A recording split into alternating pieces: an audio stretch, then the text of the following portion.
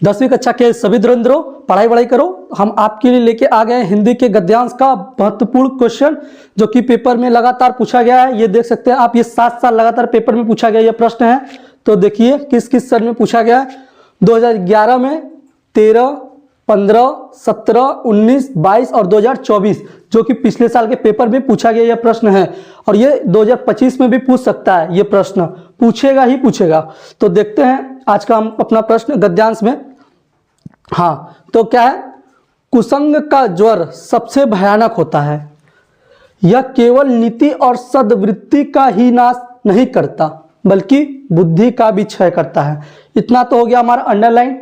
अब देखते हैं, किसी युवा पुरुष की संगति यदि बुरी होगी तो वह उसके पैरों में बंधी चक्की के समान होगी, जो उसे दिन दिन अवनति के गड्ढे में गिराती जाएगी, और यदि अच्छी होगी तो सहारा देने वाली बाहु के समान होगी, जो उसे निरंतर उन्नति की ओर उठाती जाएगी। तो देखते हैं हम अपना पहला प्रश्न कि गद्यांश में क्या पूछता है। तो गद्यांश का पहला प्रश्न जो होता है, उपयुक्त गद्यांश का संदर्भ लिखिए। तो कई सारे बच्चे कक्षा 9 में आप लोग आए होंगे, तो आपको संदर्भ लिखना सिखाया गया होगा। यदि आपको किसी बच्चे को नहीं आता है तो हम यहाँ पे संदर्भ लिख के बताते हैं कि संदर्भ लिखा कैसे जाता है। तो संदर्भ लिखने के लिए पहले आपको देखना होगा कि ये किस चैप्टर से लिया गया गद्यांश है। तो आपको देखना होगा कि यह किस चैप्टर से लिया गया। तो कुसंग का ज्वर सबसे भयानक होता है, यह केवल नित्य और सद्वृद्धि का ही नाश नहीं करता, बल्कि बुद्धि का भी नाश करता है। तो देखिए, ये जो पैराग्राफ है गद्यांश, ये लिया गया है मित्रता नामक पाठ से। किस पाठ से लिया गया है? मित्रता। अब मित्रता किस लेखक का है? आचार्य रामचंद्र शुक्ल जी का है। किसका है? आचार्य रामचंद्र शुक्ल जी का। ठीक है, आपके पहले चैप्टर का पहला ये प्रश्न है, जो कि लगातार 7 साल पेपर में पूछा गया है। ठीक है, इस बात को याद रखिएगा, कुसंग का ज्वर। तो लिखते हैं संदर्भ कैसे लिखते हैं? तो संदर्भ पहले ऐसे लिख देंगे, संदर्भ। अब संदर्भ में क्या लिखते हैं बच्चों? तो संदर्भ में लिखते हैं कि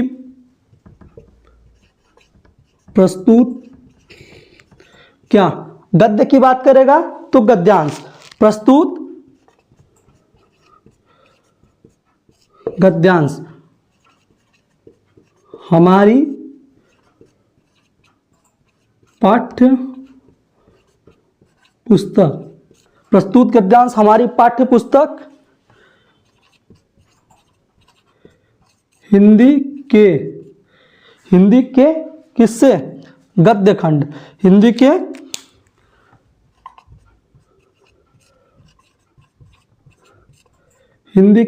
गद्य खंड। हम प्रस्तुत गद्यांश हमारी पाठ्य पुस्तक हिंदी के गद्य खंड।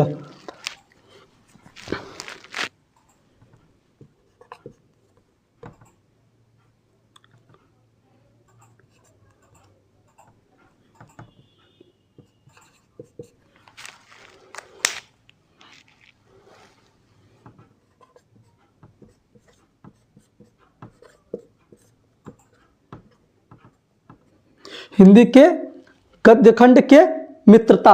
ये पाठ का नाम लिखते हुए पेन को चेंज करेंगे। ब्लू पेन से लिखेंगे तो पाठ का नाम जो होगा उसको हम ब्लैक पेन से लिखेंगे, इन्वर्टेड कॉमा के अंदर। ठीक है, मित्रता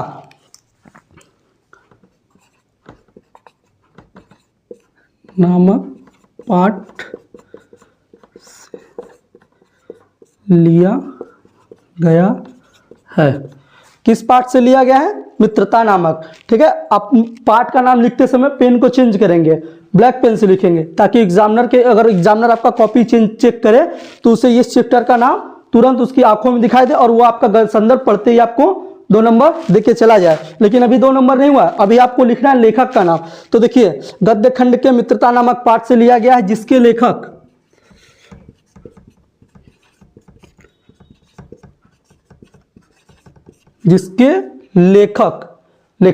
कौन है? देखिए, गद्यांश की बात करेगा तो लेखक, और पद्यांश की बात करेगा तो कवि। जिसके लेखक कौन है? पहला चैप्टर आचार्य रामचंद्र शुक्ल जी। कौन है? आचार्य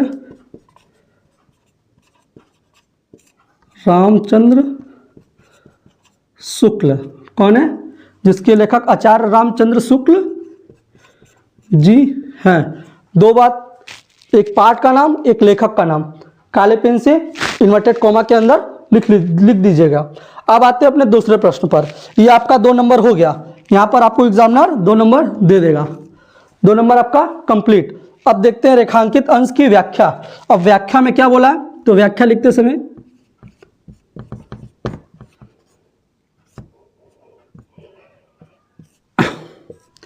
व्याख्या, तो देखिए जैसा कि यहां पर किसकी बात की गई है, कुसंग का ज्वर सबसे भयानक होता है। अब कुसंग मतलब क्या होता है, बहुत से बच्चे नहीं जानते तो हम बता दे रहे हैं। कुसंग मतलब होता है बुरी संगति। जैसे नहीं होता है कि संगत से गुण आवत है, संगत से गुण जात, तो उसी प्रकार जैसे यहां पर बोला गया कुसंग बुरी संगति अच्छी संगति, लेकिन कुसंग का मतलब होता है बुरी संगति। तो कुसंग मतलब क्या होता है, बुरी संगति का ज्वर। अब ज्वर क्या है, ज्वर का मतलब होता है बुखार। क्या होता है, बुखार। कुसंग का मतलब होता है बुरी संगति और ज्वर का मतलब होता है बुखार। सबसे भयानक होता है। अब भयानक जो बच्चे मतलब डर, हानिकारक, ये सब घातक, ये सब चीजें क्या होती हैं, भयानक होती हैं, होता है। तो देखो इस पूरे पैराग्राफ का अर्थ बता रहे हैं।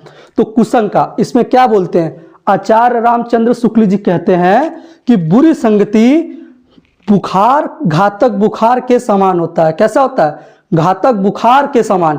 ठीक, तो लिखते हैं हम अपना पैराग्राफ।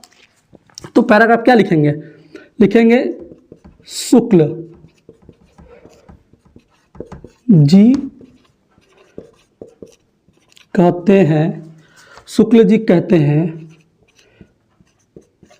बुरी संगति, शुक्ल जी कहते हैं बुरी संगति घातक बुखार के समान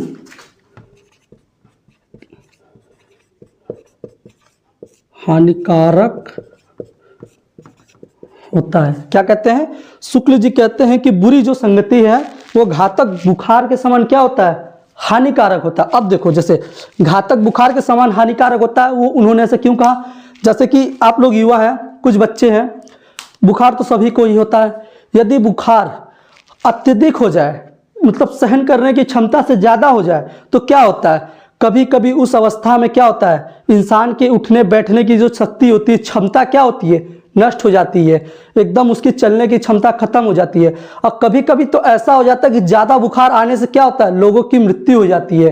ठीक है, जैसा कि नहीं होता, अरे भैया बहुत ज़्यादा बुखार था उनको तो क्या किया जा सकता है, डॉक्टर के पास नहीं ले गए, मृत्यु हो गया। तो ज़्यादा बुखार से भी क्या होता है, लोगों की मृत्यु हो जाती है। लेखक यही कह रहे हैं कि बुरी संगति घातक बुखार के समान होती है, घातक बुखार के समान। ठीक है, तो इसके आगे का पैराग्राफ हम लिखते हैं कि बुरी संगति घातक बुखार के समान होती है। हाँ, यह केवल नीति और सद्विद्धि का, हाँ बुरी संगति का जिस प्रकार व्यक्ति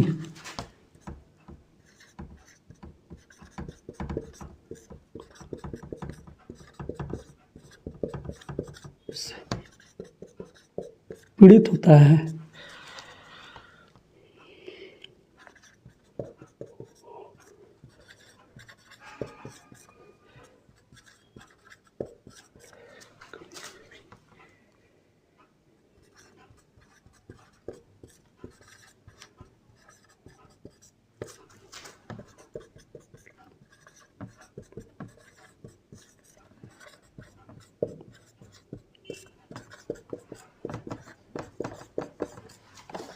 कभी कभी ज़्यादा बुखार से उसकी क्या हो जाती है, मृत्यु हो जाती है। ठीक, यह केवल नीति और सद्वृद्धि का ही नाश नहीं करता बल्कि बुद्धि का भी क्षय करता है। ठीक है, तो देखिए नीति से क्या मतलब है, यहाँ पर नैतिकता। नीति का क्या मतलब है बच्चों, जैसे ये नीति है, ये नीति शब्द है, इसका मतलब होता है नैतिकता। क्या होता है, नैतिकता होता है। क्या होता है, नैतिकता होता है। और आचरण, नैतिकता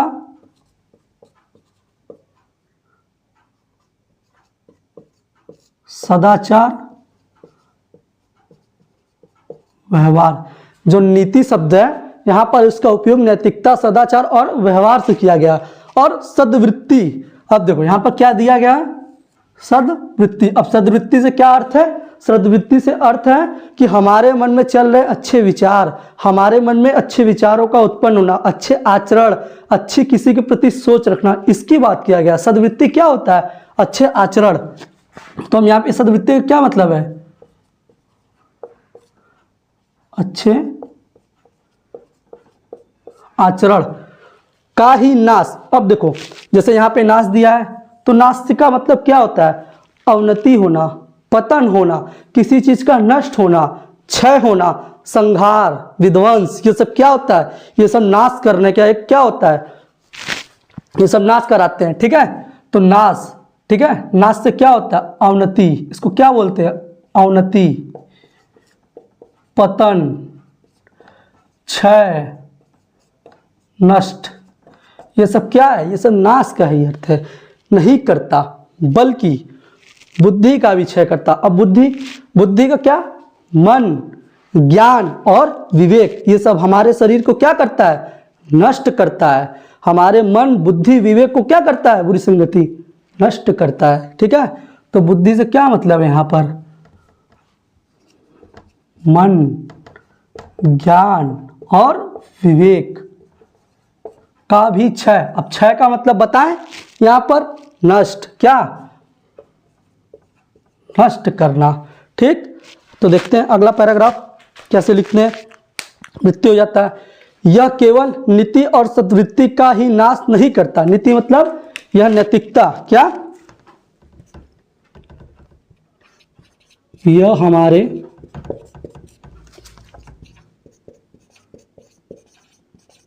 नैतिकता, व्यवहार,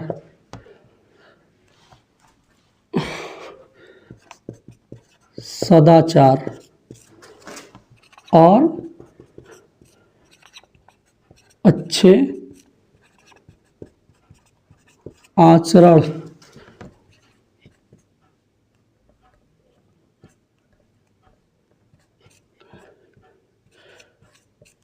को ही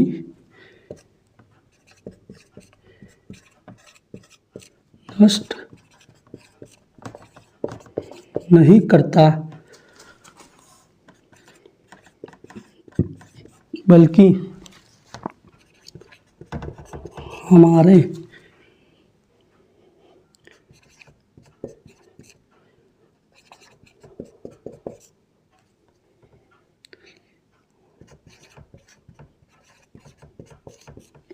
और विवेक का भी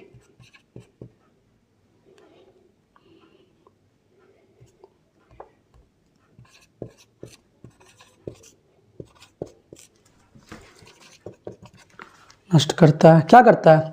शुक्ल जी कहते हैं, बुरी संगति घातक बुखार के समान हानिकारक होता है। जिस प्रकार व्यक्ति बुखार से पीड़ित होता है और कभी कभी ज्यादा बुखार से उसकी क्या होती है? मृत्यु हो जाती है। उसी प्रकार बुरी संगति से हमारे नैतिकता, व्यवहार, सदाचार और अच्छे आचरण को ही नष्ट नहीं करता, बल्कि हमारे बुद्धि और विवेक को भी नष्ट कर देता है। कौन? बुरी संगति। अब देखते हैं तीसरा प्रश्न, कुसंग की तुलना किससे की गई है? तो कुसंग की तुलना किससे की गई है? देखते हैं अपना ग का प्रश्न उत्तर देखते हैं। ग का उत्तर, तो देखो कुसंग की तुलना किससे की गई है? तो इसका अर्थ खोजना नहीं है, आपको यहीं पे मिल जाएगा। कुसंग का ज्वर सबसे भयानक होता है। तो जो कुसंग की तुलना है वो ज्वर से की गई है। किससे की गई है? ज्वर। ज्वर मतलब बुखार से, ठीक है। तो कुसंग की तुलना, कुसंग की तुलना ज्वर, और ब्रैकेट में यदि आप लोग बुखार लिख देंगे तो टीचर को लगेगा कि नहीं आप चैप्टर को क्या किए, अच्छे से पढ़े हैं। बुखार, ठीक। कुसंग की तुलना ज्वर मतलब बुखार से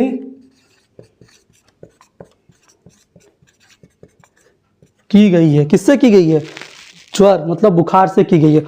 हाँ, यदि देखिए पेपर में हर साल एक प्रश्न को बदला जाता है और वो प्रश्न कौन होता है? ये तीसरा प्रश्न होता है कि कुसंग की तुलना किससे की गई है। यदि ये नहीं आएगा पेपर में तो इसकी जगह एक प्रश्न और है जो कि पूछ सकता है। वो कौन सा प्रश्न है? युवा पुरुष की संगति यदि बुरी होगी तो उसका क्या परिणाम होगा? तो इसका आंसर आपको कहाँ मिलेगा?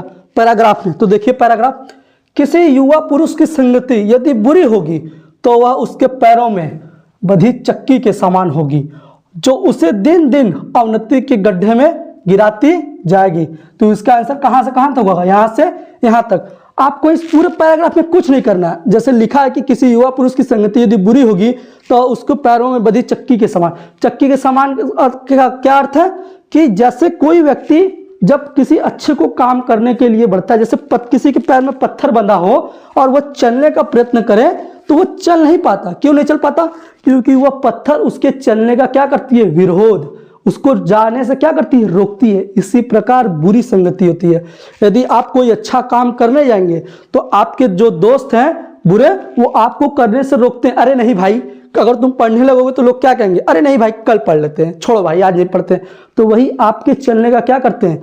विरोध करते हैं। ठीक है, तो इसी बात को यहाँ पर क्या कहा गया है? बधी चक्की के समान। चक्की के समान का मतलब है पत्थर की बात किया गया कि आप कोई भी अच्छा काम करने जाएंगे तो वो आपको क्या करेंगे? रोकेंगे, जिससे आप दिन प्रतिदिन क्या होंगे? अवनति के गड्ढे में गिरते। अवनति मतलब नाश की ओर। ठीक है, नाश की ओर क्या होते जाएंगे? गिरते जाएंगे। यही इनका कहने का अर्थ है लेखक का, कि बधी चक्की के समान होगी, जो उसे दिन दिन अवनति के गड्ढे मतलब नाश के गड्ढे मतलब नाश की ओर लेती जाएगी। यही इसका आंसर है। इस वाले का आंसर जो है यहां से, इसका जो आंसर है यहां से लेकर यहां तक है। ठीक है, अब हम आपको लेकर आएंगे आपके लिए